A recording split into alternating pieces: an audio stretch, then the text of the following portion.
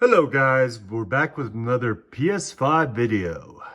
Today I'm going to be showing you how to turn off vibration because sometimes it just vibrates too much and your hands get numb. Anyways, let's get straight into the video. Alright, so what you're going to want to do is on the very top, go to settings up there. So you see like how I can go to settings? Alright, we're going to go to settings. Go ahead and push the X button. Then we're going to see the settings over here, and you're going to want to go down until you see accessories.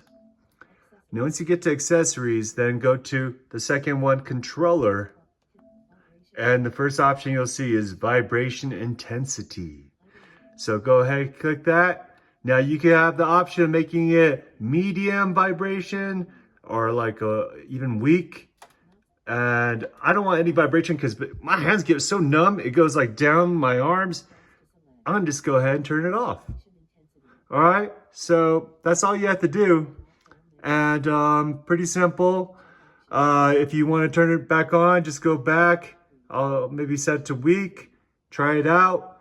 See how it does for you. If your hands still get numb or your arms, if you're playing for like 5 hours straight, you know, this might be helpful.